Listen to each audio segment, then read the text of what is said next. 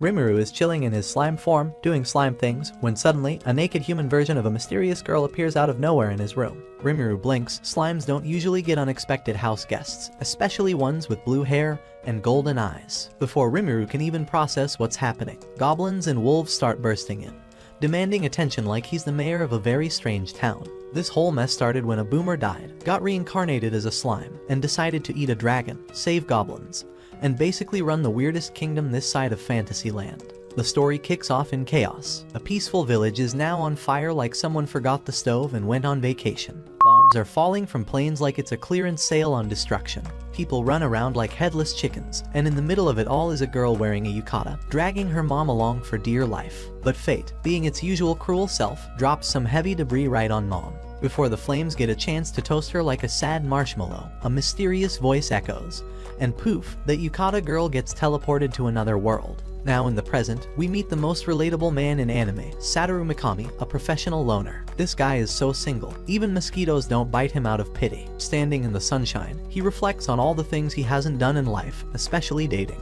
Tamura, a junior at work, pops up and introduces his shiny new fiancée, Miho. Satoru forces a smile, probably wondering if karma missed him on purpose. The three walk together, all smiles, until the universe decides it's time for drama. Out of nowhere, a random guy with a knife stabs Satoru. Van's day goes from sunshine to bloodshed in 5 seconds. But at least he pushes Tamura and Miho to safety first. Blood pours out like someone turned on the ketchup tap. Everyone around panics, but Satoru hears a mysterious voice, like some exclusive audio only for VIP members of Death. It starts listing power-ups for Satoru like some fantasy game upgrade sale. No need for blood, predator mode, great sage, along with almost all other random resistances. No one else hears it though. With his last bit of energy, Satoru makes one last request: delete his browsing history. Suddenly, he wakes up. No hospital, no heaven, just goo. Actual jelly mode. Satoru finds out he's been reborn as a slime. Probably the only promotion where you lose your spine and dignity together. Not much to do now. He rolls around, eats weird herbs, and swallows shiny magic rocks. Imagine going from office job to magical vacuum cleaner. That's Satoru now. 3 months pass, and finally, his skills stop glitching and settle into place. The Great Sage, which had been silent till now, suddenly shows up. Excited, Satoru gets careless and plops straight into an underground lake. The splash earns him water-based powers, probably the first slime to unlock skills by failing. He shoots out of the lake like a soda bottle under pressure, only to smack into a strange barrier. His slimy body splats across it like jelly on glass. Turns out someone lives inside, some big boss energy radiating from within. Thanks to a new telepathy skill, Satoru starts chatting with the mystery being. The stranger inside turns out to be a dragon. Not just any dragon, Veldora the Storm Dragon, trapped in magical jail for 300 years. That's longer than Satoru's dating drought. Veldora teaches Satoru how to see, and the slime finally realizes he really is, well, slime. No eyes, no nose, just pure blob energy. They talk a lot. Dragon flexes his lore. It explains that Satoru is a rare case. Other people do get pulled into this world, usually unwillingly, and most don't last long. Some get reborn, but mostly into human forms. Satoru is straight up non-human, a literal bouncing blue pancake. Eventually, the two weirdos, one puffed up lizard and one wobbling gelatin, decide to be friends. Meanwhile, back in the real world, Tamura keeps his promise. He drowns Satoru's computer in a bathtub like it's haunted. Plans to name his future kid after Satoru too. Hopefully the kid doesn't end up a slime. Satoru and Veldora sit around in the cave like two bored roommates trapped during a lockdown. They start talking about leaving. One problem though, Satoru, the jiggly jelly, is free to roll out anytime. Veldora is still stuck like he's paying rent to a magical prison cell. To help his new oversized lizard buddy, Satoru cooks up a big plan. He wants to use his cheat code skill, Predator, to study the barrier and ask his brainy sidekick, Great Sage, for help. Even if he can't break the prison, he plans to at least store Veldora's magic, so the dragon doesn't vanish like an expired Wi-Fi signal. Veldora agrees to the plan, but before they continue, he gives the slime the name Rimuru and asks the slime to come up with a last name for both of them. Rimuru adds the last name Tempest. Then comes the big moment. Rimuru eats the dragon, swallows Veldora like he's a dragon-flavored gummy bear. But just after gulping him down, the magical voice chat between them gets cut off. No signal, no bars. It's all silence now. Elsewhere, powerful monsters and kingdoms suddenly get nervous. The big scary dragon goes poof, and everyone acts like their neighbor just uninstalled antivirus software. In the meantime, Rimuru discovers the way out thanks to 3 adventurers who show up like a fantasy-themed Google Maps update. Over the next few weeks, Rimuru goes full Beast Buffet, eating monsters left and right like he's on some weird paleo diet. Each snack adds a new ability, including a slick new move called Water Blade. The cave is now a resource graveyard. Finally, the exit appears. Rimuru bounces out into the open world and stumbles upon a bunch of goblins. These guys look like they just walked out of a bargain armor sale. Broken weapons, no backup, zero confidence. The goblins explain their drama. With Veldora gone, stronger monsters are eyeing the forest like hungry seagulls. A group of dire wolves is already moving in like it's a hostile takeover. Goblins, being weak and poorly armed, are pretty much ready to get steamrolled. They beg Rimuru for help. Rimuru, flashing back to his old life where he couldn't even say no to annoying coworkers, agrees. Because even in a new world, some habits just refuse to die. Rimuru kicks off the wolf fighting plan by doing the most wholesome thing a blob has ever done. Distributing healing potions made from hippocute grass. The injured goblins jump back on their feet like someone just recharged their batteries. The next move is more tactical. Goblins are told to tear down their budget houses and replace them with fences. Rimuru uses fancy threads taken from a black spider, some sticky, some steel, to reinforce the traps like a magical ninja web. The setup is part village, part booby trap jungle. When the Tempest wolves show up, they walk straight into this spider web party. Invisible wires start catching wolves like they just entered a cartoon trap zone. Goblins, with their dollar store bows, rain down arrows, probably missing half the time. But hey, effort counts. Then comes the direwolf boss. Big, scary, and not a fan of fences. He charges in like he's got plot armor but ends up tangled like laundry in the wind. Rimuru gives him one chance to turn back. Of course, the boss says no, probably thought a slime couldn't hurt him. One water blade later, Rimuru turns the wolf into sushi. The rest of the wolves suddenly become very humble. Rimuru, now rocking a new wolf form thanks to devouring the boss, offers them 3 options: submit, scram, or get sliced. After some tail-wagging hesitation, they all kneel. Next morning brings a realization. Rimuru now owns 2 squads, goblins and wolves. That's more management than most CEOs can handle. Instead of panicking, he pairs them up, goblin on wolf like fantasy cavalry, calls them goblin riders. Then another problem shows up, no one has a name. Rimuru, clearly too generous for his own good, decides to name every single one of them. In honor of a fallen goblin named Rigger, his brother gets the same name. The chief gets a fancy new title, Riggard. Clearly, Rimuru is on a naming spree with zero chill. The wolves get their turn. Despite the chief begging him to rest, Rimuru ignores all warnings and names the new wolf leader Ranga. Then Karma arrives. Rimuru collapses like a smartphone with 2% battery trying to run 4 Kelvin video. Great Sage skill delivers the verdict. His magical energy is completely drained. Upon waking up, Rimuru finds a new face, a young lady watching over him. Turns out, naming monsters is like feeding them protein shakes. Riggard shows up.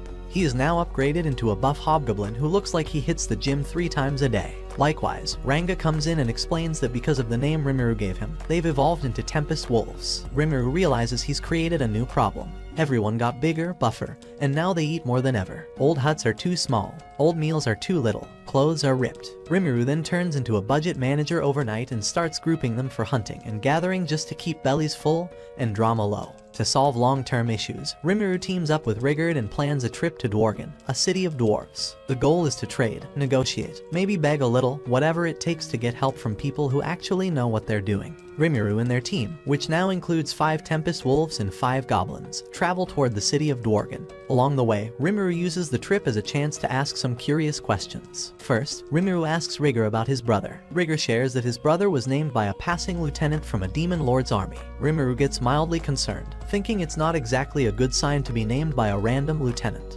Then, Rimuru asks Ranga if he's holding any grudges over his father's death. Ranga's response shows no bitterness, just pure gratitude for Rimuru saving him and his pack and even giving them names. Rimuru feels a little proud. Maybe he's not bad at this leader thing after all. Eventually, they arrive at Dwargan. Rimuru tells the wolves and goblins to hang back, only bringing Gopta along to stand in line. Naturally, things take a turn for the worse. A group of adventurers sees Rimuru and Gopta, sizing them up like they're nothing but punching bags. Because Rimuru's smart enough to know not to let his goblins go full beast mode on random humans, he tells Gopta to plug his ears and turn around. Rimuru then pulls a power move. He transforms into the form of the evolved former wolf chief, flexing his intimidating aura like a boss. The adventurers back off quicker than someone who just realized they forgot their wallet. But not before causing a scene, of course. Rimuru's success is so overwhelming that the guards from Dwargan step in, thinking Rimuru's the one causing trouble. The slime's story checks out, and after a bit of time being detained, they let him go. Just as they're about to leave, there's an urgent call. Miners have been hurt by an Armorsaurus,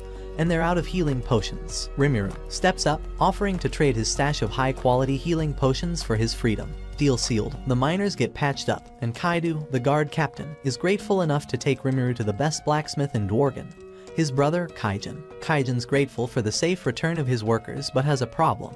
He's in the middle of an order for 20 magic swords, but his supplies are running low, and a minister named Vesta is complicating things. Rimuru, ever resourceful, remembers the time spent in the cave and casually regurgitates a chunk of refined magisteel. Yeah, just a little flex.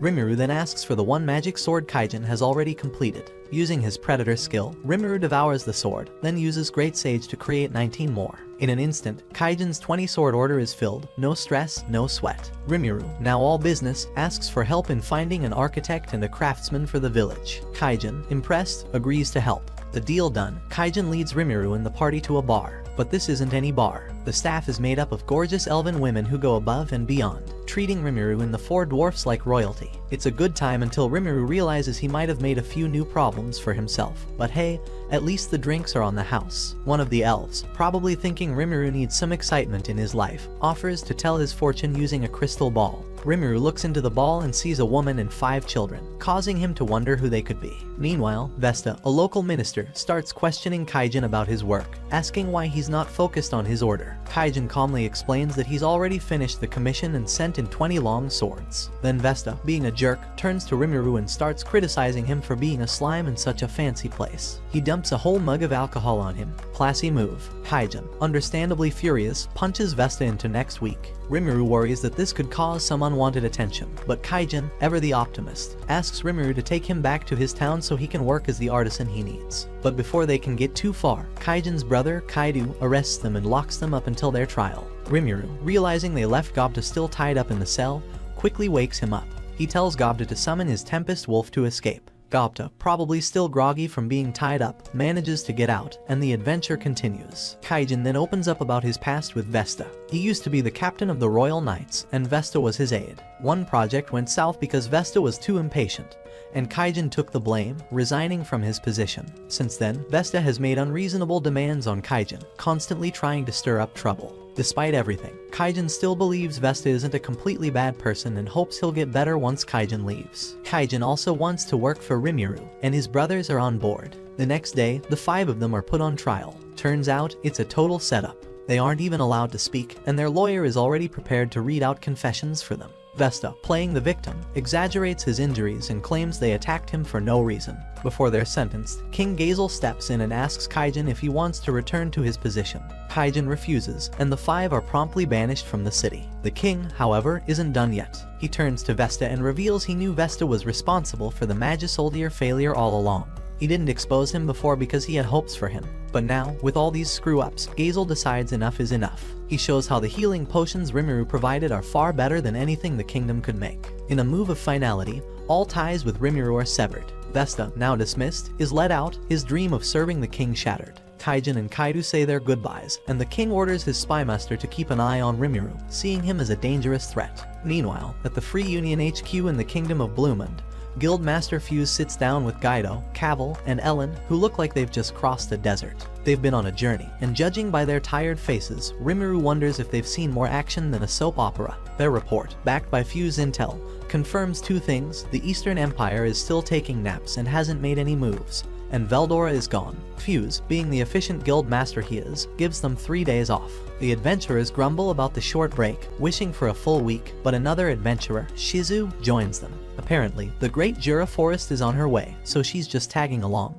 Meanwhile, back at Goblin Village, Rimuru arrives to find everything's changed. 500 goblins are seeking protection from bigger monsters like ogres, orcs, and lizardmen. After getting confirmation from Great Sage that the goblins would be wiped out without Rimuru's help, he decides to step in. He names the goblins, giving them the chance to level up with new skills. 3 days later, Rimuru wakes up to see the goblins, under Kijin's guidance, starting to make tools, weapons, and clothes. Dord teaches craftsmanship, and Miad helps with building. Rimuru, being the overachiever, starts drafting blueprints for a future city using his knowledge of Japan's infrastructure. He's basically planning the world's first goblin metropolis. Dabta, who was left behind in Dwargan, manages to escape thanks to his Tempest wolf and returns to the village. He shares his adventures, probably with more drama than necessary. Rigurd gets crowned the king of the goblins, and the former village chiefs are promoted to goblin lords. Rigurd reports that a group of humans is in trouble nearby. Meanwhile, Gaido, Cavil, Ellen, and Shizu are being chased by a horde of giant ants. Shizu uses a magic sword to cut through some of the ants, but Rimuru, who's probably been itching for some action, finishes the rest with black lightning. The adventurers introduce themselves, and Rimuru realizes Shizu is the person the elven fortune teller said he was destined to meet. He also recognizes Gaido, Cavil, and Ellen as the same adventurers he met on his way out of Veldora's cave. To break the ice, Rimuru cracks a slime joke. Shizu laughs, and the adventurers explain their mission. Rimuru, ever the diplomat, assures them that the Freedom Association won't oppose their village building plans. He invites them to the Goblin village for food, and who can say no to free grub? Later, Rimuru speaks with Shizu privately and confirms she's from Japan too. They share their stories. Rimuru talks about his reincarnation as a slime after dying, while Shizu reveals she was summoned during World War II. A man saved her from a firebombing in Japan and allowed the flame elemental, Ifrit, to reside in her body. Rimuru, being the helpful slime he is, freed her from Ifrit's control. Shizu opens up about her painful past, including her time serving a demon lord, forced to kill her friend Perino. She fought a hero, who spared her life, helped her heal, and gave her the mask she wears as a reminder. Shortly after being summoned and bonded to Ifrit, Shizu finds herself thrown into a life or death situation when the great Majin Koenig attacks. Leon, her master, sees the chaos as a perfect opportunity, and orders his new fiery minion to incinerate the birdman. Satisfied with the results, Leon asks for her name and decides to call her Shizu. Just after her injuries are treated and she's settled in, Shizu starts wandering the nearby forest. There, she meets a young girl named Perino who has befriended an orphaned wind fox. Shizu takes an immediate liking to the fox and names it Pizu. The fox grows a bit bigger, as if it's on a growth spurt from the name alone. Deciding the little fox is friendly enough, Shizu and Perino decide to bring it back to Leon's castle as a pet. Unfortunately, Pizu doesn't get along with Leon. It immediately becomes hostile, and in a tragic turn, Ifrit takes over Shizu's body. The fiery beast goes on a rampage, incinerating both Pizu and its owner. Shizu, utterly devastated by the loss of her new friends, is left grieving and traumatized. Waking up from this nightmare, Shizu finds herself in the Goblin village. Ifrit's aura is acting up again, but the town has a certain charm that she likes. Still, her quest to track down her summoner pulls her away. Rimuru, ever the gracious slime, tells her she's welcome to return whenever she likes. However, on her way out of the village, Ifrit breaks free from Shizu's control. The fiery being takes over her body and goes on a rampage. Rimuru, knowing this could get ugly, orders the goblins to evacuate and decides to confront Shizu with Cavil's party. The adventurers, shocked, realize Shizu is no ordinary woman. She's a legendary hero, the Conqueror of Flames. To make matters worse, Ifrit summons several salamanders to the battlefield, making it look like an action movie scene. Water Blade doesn't do much against the elementals, but Rimuru quickly notices that Ellen has Icicle Lance magic. Using it as inspiration, Rimuru upgrades it to Icicle Shot. He rapidly dispatches the salamanders and clones summoned by Ifrit.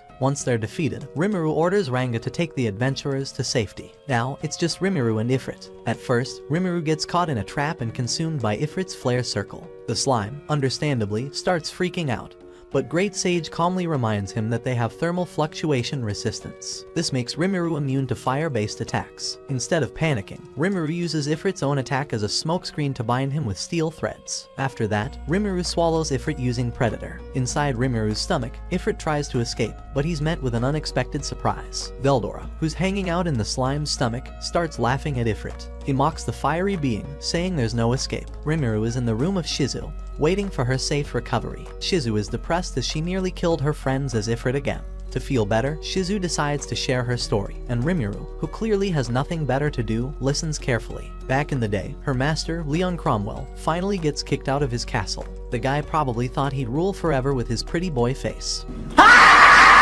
Shizu gets left behind like an old backpack and forced to hold the line. That's when Ifrit finally panics. The big fire spirit realizes it's no match for the hero. That fear cracks open a chance, and Shizu, like a true queen, snatches her body back. Thanks to the anti-magic mask, the one the hero used, she manages to control the influence of Ifrit. Even better, she starts using his power like it's a discount coupon for flames. People start calling her the Conqueror of Flames. Sounds cool, but she still has to carry a flaming psycho inside her. But then, the hero vanishes. Poof. No note, no message, just ghosted. Shizu spends years as a solo adventurer. Her body keeps fighting Ifrit non-stop, and let's just say, she's more tired than Rimuru after 5 minutes of pretending to be wise. To avoid turning into a one-woman firestorm, she retires, becomes a teacher, starts picking up otherworlders like lost puppies and learns all about their world. One of her students becomes the Grand Master of the Freedom Association. No big deal, just casually raising overachievers. But Shizu's body can't take it anymore. Her strength keeps dropping,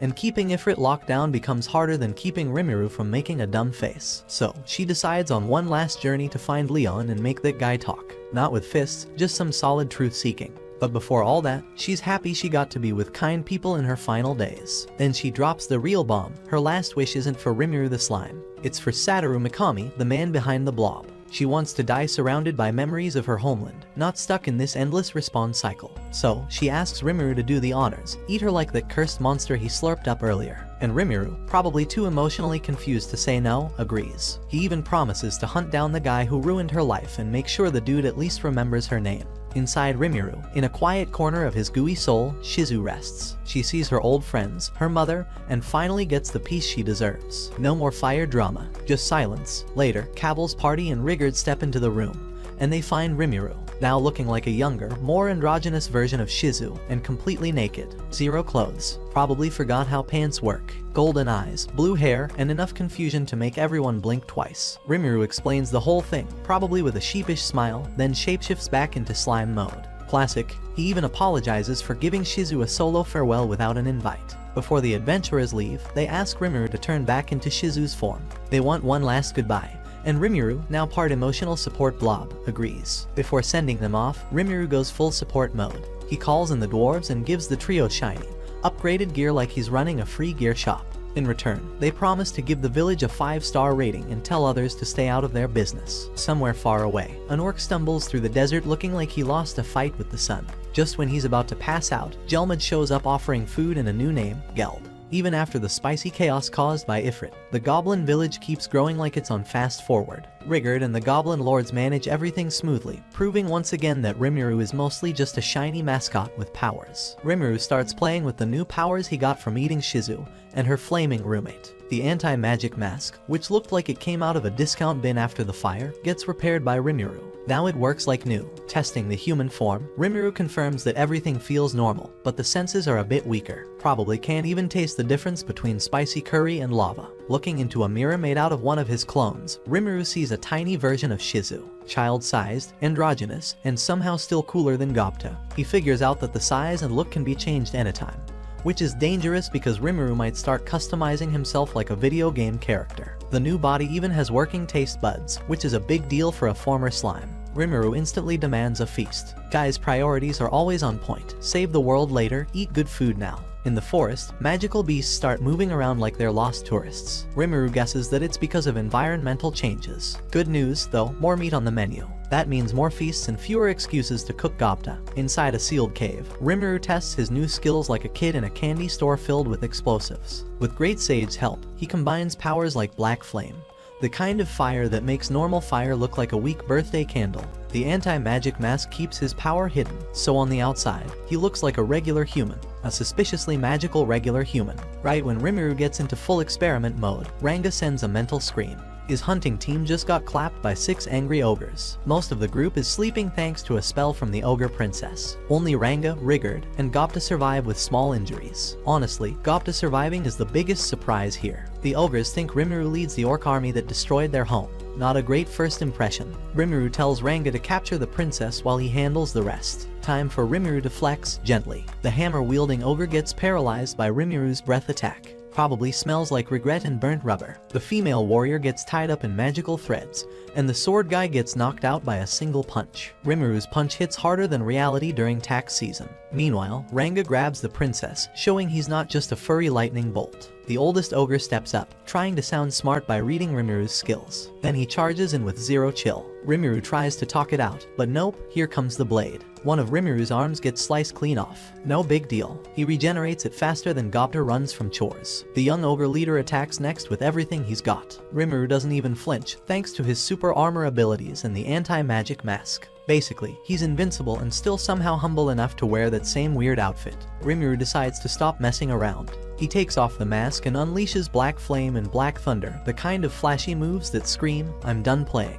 But even after all this, the ogres refuse to surrender. These guys clearly skip the class on knowing when to quit. Luckily, the ogre princess steps in and saves everyone from turning into ash. She realizes Rimuru is not the same masked guy who led the orc army. The vibe is different, and the mask is too. The misunderstanding clears up, and finally, things calm down. Rimuru invites the ogres to the village for a proper talk. Before leaving, the princess ends her sleep spell, and both groups return to their homes. Rimuru learns the ogres don't have names yet. The crowd of hobgoblins gathers with serious faces, all watching one thing: Rimuru chewing on a meat skewer like it's a Michelin star meal. After a few dramatic bites, Rimuru nods and gives the thumbs up. The food is good. Everyone sighs in relief like they just passed the final exam in how not to poison the boss. With the mood finally light, the feast begins. Goblins, dwarves, and ogres dig into the food like they haven't eaten in a week. Rimuru lounges at the head table, enjoying the return of taste like a foodie who just got his tongue back. The young ogre leader joins him, along with Rigurd and Kijin, to spill the tragic tea about their destroyed village. A few days ago, an army of orcs showed up like uninvited party crashers. The ogres, despite being strong, couldn't hold back the endless wave of chubby, angry pigmen. The young ogre barely escapes, dragging a few survivors with him. Right before escaping, he sees a masked Magin standing over his father's burning body. Pretty traumatic stuff. Since Rimuru also rocks a mask, the ogres thought he might be the villain. Honestly, Rimuru needs a new stylist because this mask keeps causing drama. The ogres also believe the orcs are getting help from a demon lord. Rimuru looks around and notices the ogres are fitting into the village like they've lived there forever. He asks what their big plan is now. The young ogre says he wants to take down the leader of the orc army. The plan sounds cool but is about as solid as Gobta's brain. There's no actual strategy. Rimuru suggests a smarter path: join his team, get names, and work together to flatten the orc threat. The ogre thinks about it, and by the next morning, everyone agrees. Probably because free food and protection are better than wandering the forest like lost tourists. Rimuru gives each ogre a name, even though he knows this is going to drain his energy faster than binge watching 3 seasons of anime in one night. The young master becomes Benimaru. The pink-haired sister is named Shuna. The big sword-loving girl is now Shin. The old man gets called Hakyuru. The sneaky ninja one is Sawe, and the hammer guy becomes Kuro. Right after this naming spree, Rimuru collapses like a phone with 1% battery. He sleeps for days, probably dreams of being useful without passing out. When he finally wakes up, everything is different. The ogres have evolved into Kijin, which means they're now stronger, cooler, and way more stylish than before. Hakyuru is now training hobgoblins like a strict old martial arts teacher. Kurobe joins Kijin at the forge and becomes the blacksmith squad's new MVP. Shuna and Shin play nurse and take care of Rimuru like he's the world's clumsiest slime baby. Rimuru and Benimaru sit down for a strategy session.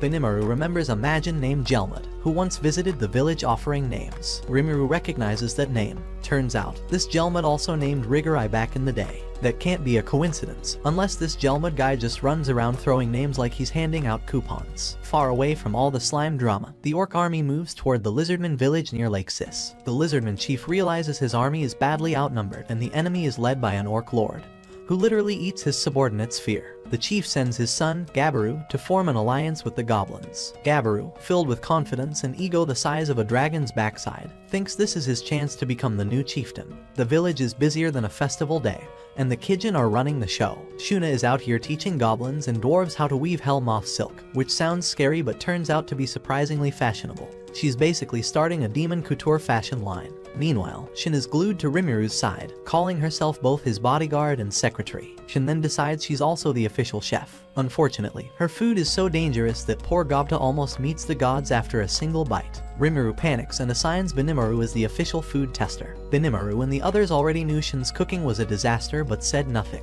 Far away from the land of food crimes, Gabaru and his crew of overly confident lizardmen continue their tour of goblin villages. They're supposed to be making alliances, but it looks more like a one-man ego parade. When they find out that one of the villages has direwolves, Gabaru gets even more excited, thinking this will make him look extra heroic. His subordinates cheer him on. Gabaru and crew arrive in Rimuru's village, making the kind of entrance that screams, "Look at me." He immediately insults Rimuru to his face, not realizing the slime he's trash-talking is the boss of everything. Rimuru doesn't lose his cool, but the awkward silence is loud. Ranga steps in to clean up the mess without spilling any blood. He suggests Gobta fight Gabaru. Rimuru motivates Gobta with 2 powerful tools, a shiny new spear made by Kuro, and the horrifying threat of more of Shin's cooking. Gopta chooses violence. The hobgoblin uses his new spear as bait, sneaks behind Gabaru using shadow motion, and delivers a knockout kick to the back of his head. Gabaru faceplants like a champion, and his entire squad carries him off in a hurry, trying to act like nothing happened.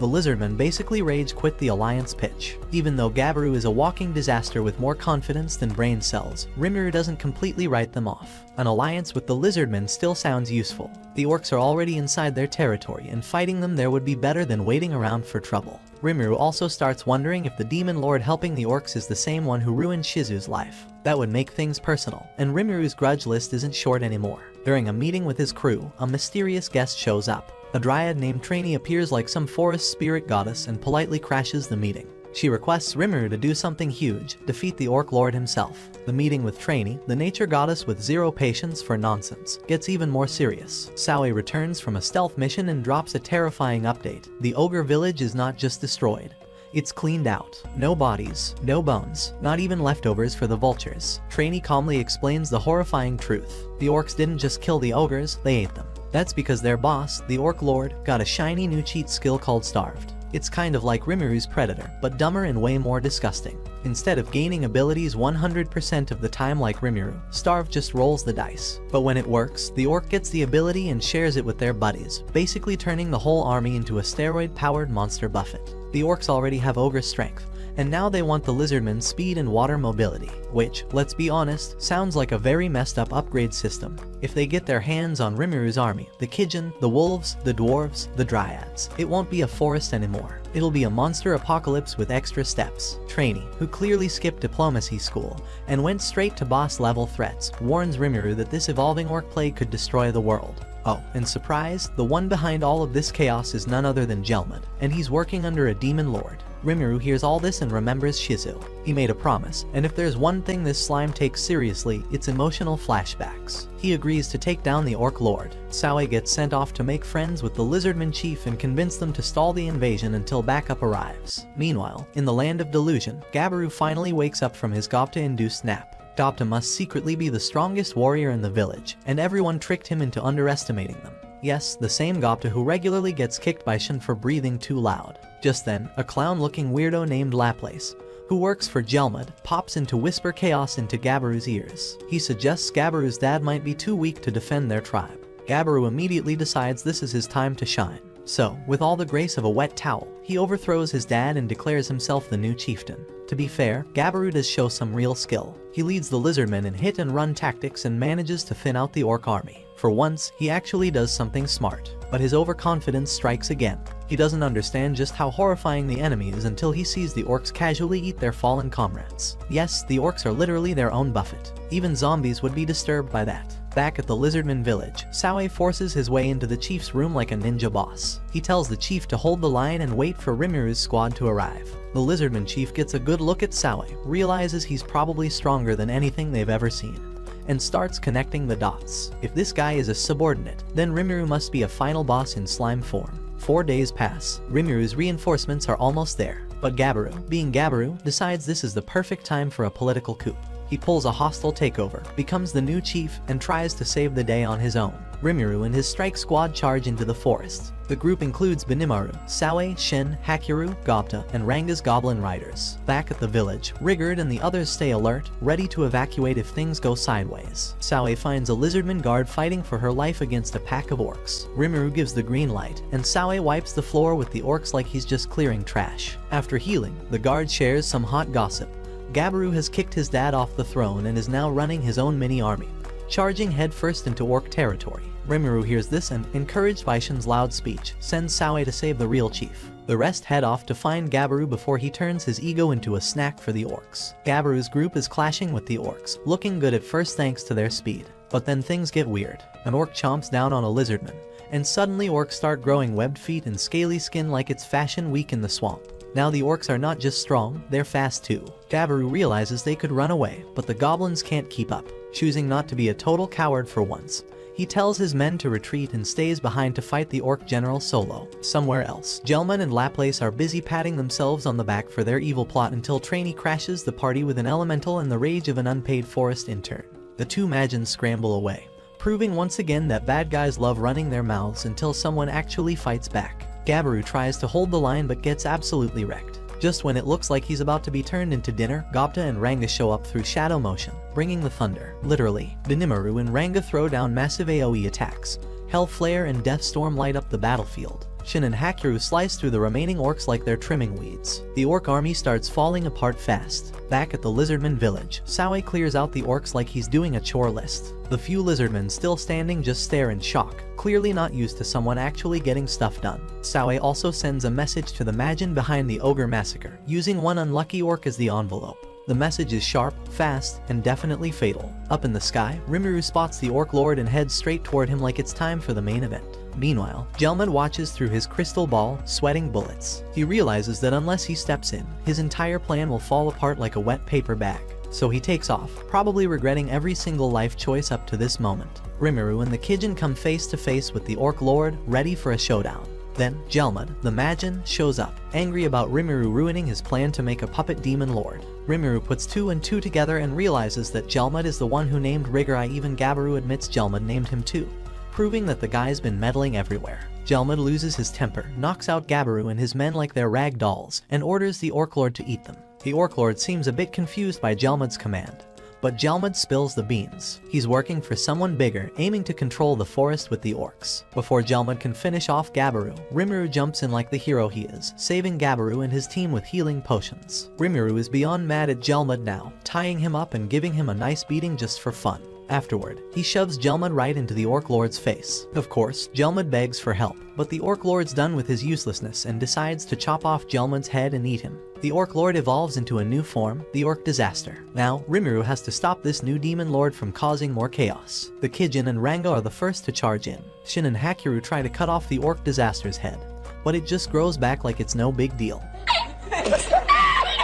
Sawe and Benimaru use special attacks, but the Orc Disaster shrugs them off and even eats one of his own orcs to heal. A little desperate there, buddy. Rimuru decides to take matters into his own hands. He calls on Great Sage to take full control. Great Sage dances around the Orc Disaster's attacks, cuts off an arm, and uses Black Flame to stop it from growing back. The Orc Disaster tries to fight back with something called Death March Dance, but Great Sage blocks it like it's just another bad movie plot. Rimuru tries a huge fire attack, Flare Circle, but now the Orc Disaster is immune to fire and just laughs it off. Rimuru switches to slime form to bring out all his skills. His Predator cancels out the Orc's starved ability, and he accidentally sees the Orc Disaster's memories. He learns the tragic story behind Geld, the Orc King. The Orc lands are barren, and their people are starving. Gelmud gave Geld food and even named him Geld, hoping that would save them. Of course, Gelmud only cared about himself, but Geld believed this was the answer to his people's suffering. Rimuru decides to eat Geld, taking in all the bad with the good. This act helps heal the Orc Disaster's broken mind as Rimuru transforms the empty land into a lush green forest. Before being consumed, Geld thanks Rimuru, knowing his people's suffering is finally over. In the real world, Rimuru eats the Orc Disaster, telling him to rest in peace. Without Geld, the orcs lose their leader, and the threat they posed fades away. The Kijin could leave now, but they choose to stay. They swear loyalty to Rimuru, proving that sometimes the best allies are the ones who stay. With the orc conflict behind them, Rimuru calls a meeting with the factions of the Jira Forest. His group, the Lizardmen, Orcs, and Dryads. Rimuru stands as the chairman and declares that the remaining 150,000 orcs won't be blamed for their past actions. Rimuru takes full responsibility for the mess. To prevent more fights in the future, he suggests a trade deal. The Lizardmen will provide fish and water, the Dryads will supply food, and his group will shelter the orcs. In return, the orcs will work as laborers to help rebuild the forests. Everyone agrees. Trainee, the Dryad, names Rimuru the new Chancellor of the Great Jira Forest, a title that everyone likes except Rimuru himself. After the meeting, the new Orc King, Geld, faces Benimaru. He asks Benimaru to take his head for the attack on the ogre village. Benimaru, now loyal to Rimuru, turns him down. Instead, he tells Geld to work hard for Rimuru's forgiveness. Rimuru overhears this and names Geld after his father, giving him the name Geld to carry on his legacy. That's one way to give someone a second chance. Rimuru spends the next 10 days naming all 150,000 orcs. This drains so much magical power that Rimuru falls into sleep mode afterward.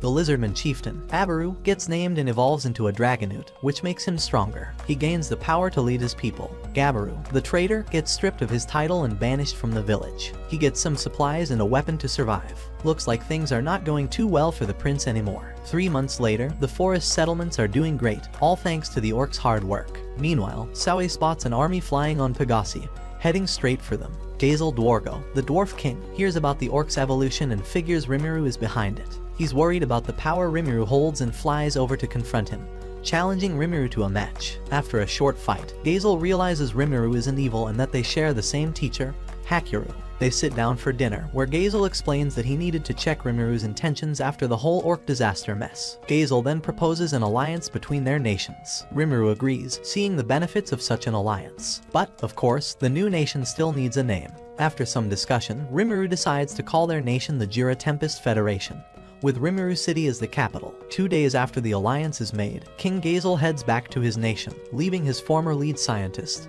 Vesta, under the care of Rimuru. Vesta has been stripped of his minister rank because of past mistakes, but he promises Rimuru not to disappoint this time. Now, Rimuru has control over him, and Vesta apologizes for his earlier actions, pledging to serve Rimuru well. Looks like someone's learned their lesson. Meanwhile, Gabaru, his sister Sauka, and several lizardmen arrive at Rimuru's village, wanting to contribute. At first, there's some tension, but Gabaru and his group swear loyalty to Rimuru. Rimuru names Gabaru's sister Sauka and renames the others. Some lizardmen, including Sauka, evolve into dragonoots and join Saue's spy corps. Gabaru and his group, now dragonoots, work on growing hippocrate grass in the sealed cave. However, instead of the grass, they end up growing weeds. Classic Gabaru move. Vesta sets up a lab in the cave to reverse engineer Rimuru's potion-making skills. Meanwhile, the demon lords Clayman, Carrion, Frey, and Milim are watching Rimuru's defeat of the orc disaster on a crystal ball. Milim, eager to check things out herself, decides to break the treaty that stops demon lords from entering the Jura forest. Rimuru feels Milim's presence and rushes outside. He watches as Milim crashes into the ground. After introductions, Milim confirms she used her Milimi to see that Rimuru defeated the orc disaster. Rimuru immediately knows there's no way they can win in a fight. Her power is off the charts. Ranga quickly grabs Rimuru,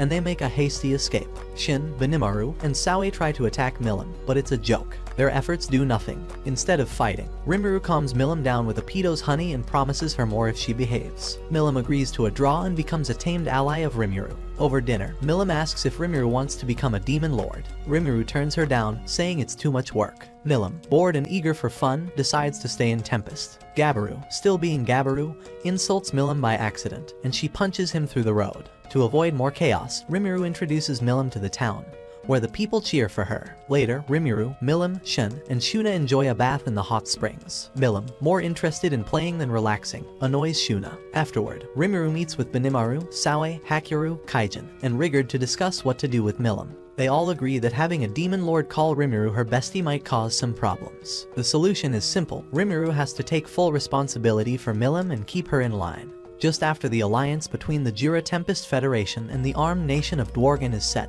guild leader Fuse and Vriard discuss the Orc Lord's death, and the role of Rimuru in it. Fuse decides to send Caval's party to check out Rimuru, figuring out whether they should treat him as an ally or enemy. Meanwhile, Rimuru checks on the progress of Vesta. Vesta has managed to create a long-distance communication crystal to stay in touch with Dwargan.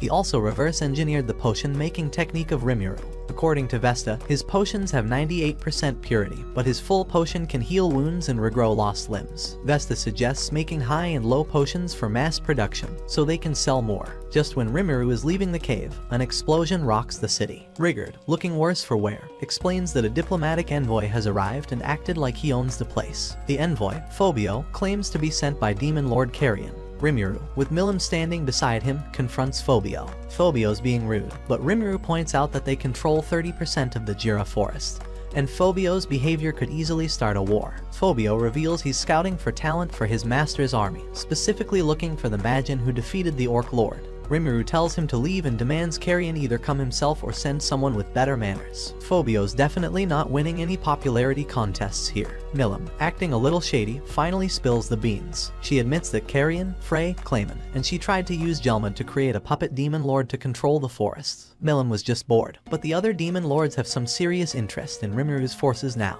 Looks like the demon lords are getting way too cozy with the idea of messing with Rimuru. Meanwhile, the Kingdom of Falma sends a group of criminals and scouts to investigate the forest. They run into Fuse's group and, of course, accidentally provoke a night spider. Thabta and the Goblin riders make quick work of it, bringing it back to town for dinner. Yalm, their leader, is rude and gets knocked around by Shin. Rimuru discusses diplomatic and trade negotiations with Blumund and Falmouth, making it clear that they already trade safely with Dwargan. Fuse agrees to confirm that Rimuru is not a threat to the human kingdoms. Rimuru suggests a clever idea to resolve the Orc Lord issue. If Yam takes credit for defeating the Orc Lord with Rimuru's help, he'll be seen as a hero, and the humans won't be so scared of Rimuru anymore. Yam, curious about Rimuru's peaceful town, agrees to the plan. Meanwhile, Clayman has a chat with Tyr, and they learn that Frey is freaking out about the revival of Charybdis. Tyr and Footman get sent off to handle it. Phobio and his subordinates are camping in the Jira forest, still upset after their failed attempt to form an alliance with Rimuru. Phobio realizes that his disrespect toward Rimuru and his people is the reason for the failure. Even though Milim stepped in, Phobio knows that he couldn't have forced Rimuru into submission,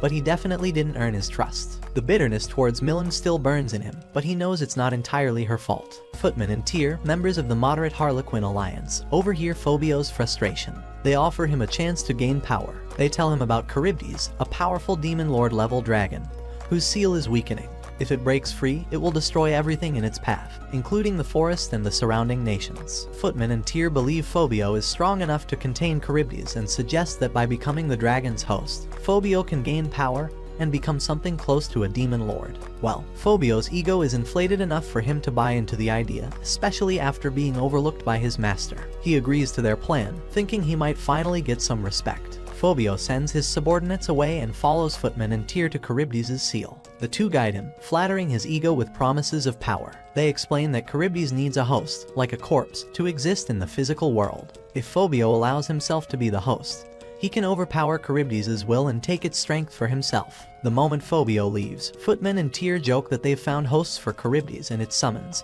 and plan to send them after Milim. Meanwhile, Rimuru is relaxing in the hot spring with Fuse and some goblins. Fuse opens up, saying he's trusted Rimuru for a while, and is finally taking a break. He shares that Caval's party reported Yaun, with the help of monsters, as the one who defeated the Orc Lord. Rimuru also wants to establish trade relations with Blumund and asks for permission to build roads into the kingdom. Fuse worries about the costs, but Rimuru assures him that everything will be handled. He also asks Fuse to find a well-connected businessman to spread the word about his products. Fuse might want to start taking notes on how to do business with this slime. The next morning, Rimuru gets urgent news from Trainee's sister, Trya. Charybdis has revived and is heading straight for them. Charybdis, a sky-controlling monster, is accompanied by megalodon familiars that have taken over lesser dragons. Trya advises Rimuru to bolster their defenses and send anyone capable of fighting in the air. Milim, of course, wants to take on Charybdis herself, but Rimuru insists this is their problem to solve. After everyone leaves, Rimuru tells Fuse the real reason they need to deal with Charybdis. When Rimuru inherited Shizu's will, they also took on her mission to get Demon Lord Leon to acknowledge her. If Rimuru can't defeat Charybdis, they won't be able to challenge any demon lords in the future. Benimaru leads the charge, launching a hell flare at the familiar of Charybdis, turning it into a crispy mess. But the familiar, annoyingly, survives. Great Sage quickly identifies the problem. Charybdis' mana jamming skill is messing with their attacks. Rimuru sticks to the plan and orders their forces to split up and take down the enemy. Geld Jr. draws one of the familiars into ground combat, but his subordinates fail miserably with their attack. Thankfully, Gabaru swoops in with a perfect follow-up to save the day. Meanwhile, Dworgen's Pegasus Knights are in a tough battle with a Megalodon, while Hakiru leads Gopta's Goblin Riders against another one. Saue's forces cleverly turn the Fly Sharks against each other. Milim, impatient as always, asks to join the fight again, but Rimuru shuts her down. No way he's letting that loose cannon in just yet, even with those big puppy dog eyes of hers. Shin and Ranga tag team to take out the final Megalodon, leaving only Charybdis. Rimuru's subordinates attack the airborne dragon while others fire from a distance. Great Sage gives all the information it can, but Rimuru tells it to zip it unless it can actually solve the problem. Charybdis isn't playing fair though, launching Tempest Scales, forcing Rimuru's forces to retreat. Rimuru reveals their secret weapon, Gluttony, a fusion of Predator and Starved, and uses it to gobble up Charybdis' deadly scales. The dragon's getting hungry for some slime. Hours of relentless fighting later, Rimuru's forces are completely drained, and Charybdis is only about 30% damaged. During a brief break, Rimuru hears Charybdis curse Milim, realizing the dragon's grudge has nothing to do with them. So Rimuru calls in Milim to finish it off. Milim quickly figures out the situation.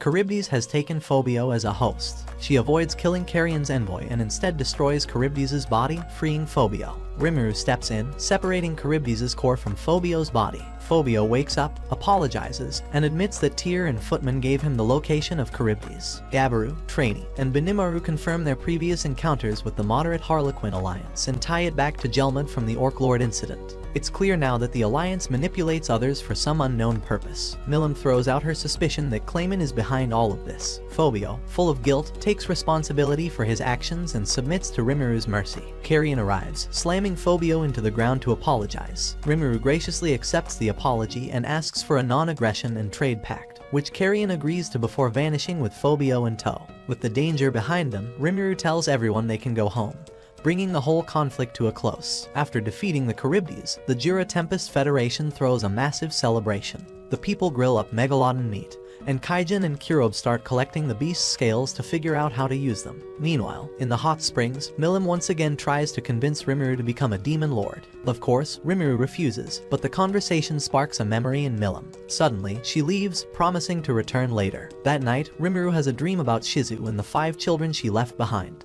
The guilt hits hard, and Rimuru decides it's time to finally deal with those regrets. With so many strong allies protecting Tempest, Rimuru takes a rare break from leadership duties and heads off to the kingdom of Ingrassia. It's Rimuru's first time leaving the Jura forest, and it's clear this trip is more than just a casual getaway. The first stop is to meet Yuuki Kagurazaka, the head of the Freedom Association and someone who worked closely with Shizu. Rimuru easily makes his way to Yuuki's office, thanks to Fuse prep work. Upon entering the capital city, Rimuru is amazed at how wealthy and technologically advanced it is. The place practically screams rich and shiny. But when Yuuki hears that Rimuru hates Shizu, he's shocked and angry. Rimuru, however, uses the same line that calms Shizu down, and that gets Yuuki to chill out. The two quickly hit it off. Rimuru even shares the endings of Yuuki's favorite anime and manga, creating magical manga volumes that Yuuki's never seen before. When Rimuru is asked if he wants to return to Earth, he refuses. Instead, he wants to honor Shizu's last wishes. Yuuki, moved by this, agrees to help and arranges for Rimuru to become the new teacher for Shizu's old students in Class S. On the way to class, Yuuki reveals the grim truth about these kids. Many countries illegally summon children from other worlds to use them as weapons, skipping vital parts of the summoning spell. This leaves the kids with undeveloped skills, and their bodies can't handle the magical energy they absorb.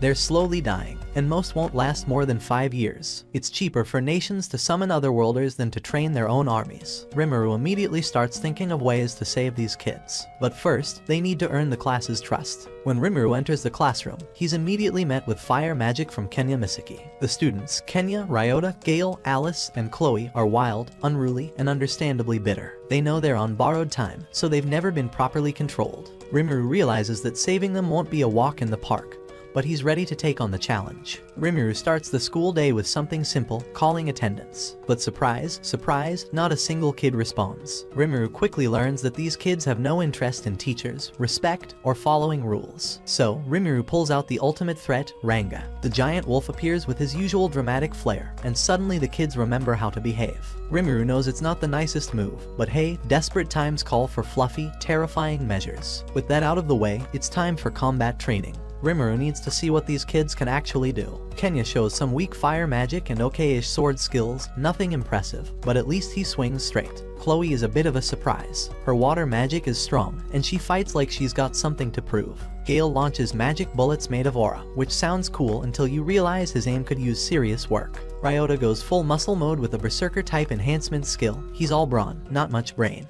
And then there's Alice, the most chaotic of them all. She controls stuffed animals using Golmancy. Her plush army is equal parts adorable and horrifying.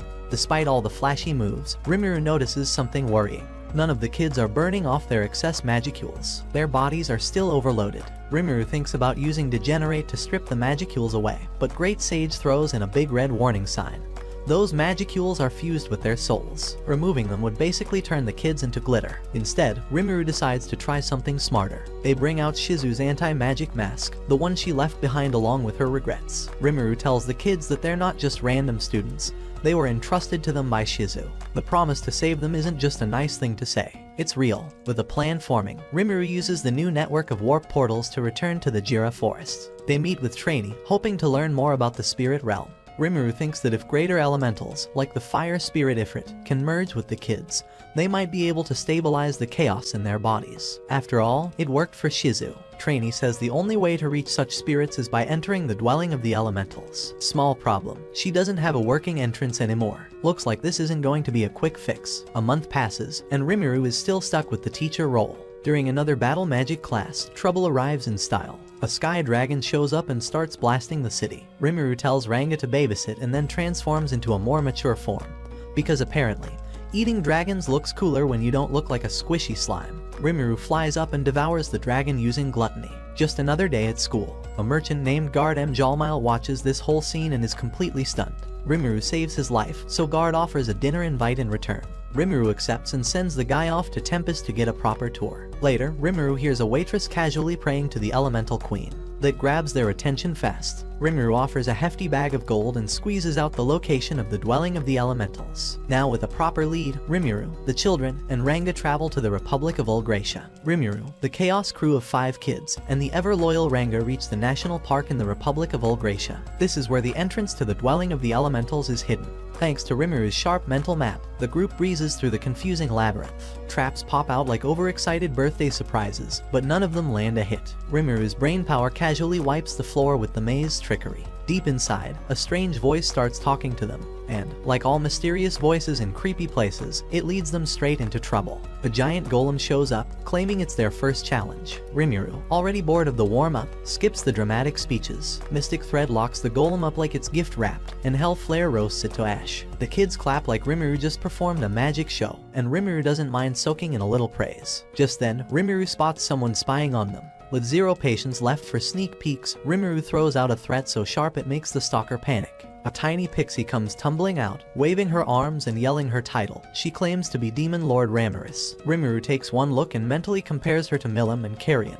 then instantly decides she's about as intimidating as a wet sock. After a bit of back and forth, Ramiris realizes Rimuru is that slime. Yep, the one who took over the Jura Forest. Rimuru, ever so casually, reveals their slime form to the kids, who are now one part amazed and one part confused. Needing a break, the group sits down while Ramiris helps herself to the snacks Rimuru packed for the kids. That's right, the Demon Lord just turned into a cookie thief. During the snack session, she brags about her golem, calling it a masterpiece powered by elemental fusion and high-end engineering. Rimuru connects the dots and realizes that thing was basically a revamped version of Vesta's Magisoldier disaster. But now comes the useful part. Ramiris clearly has the right skills to help the kids. Rimuru strikes a deal. In return for fixing the kids' unstable magicules, they'll build her a shiny new golem. Ramiris gets excited and says she'll guide them to the Elemental Queen. Oh, and apparently, she used to be the queen herself before her career took a nosedive straight into Demon Lord territory. She also spills some old gossip. Leon Cromwell, another Demon Lord, used to be a hero.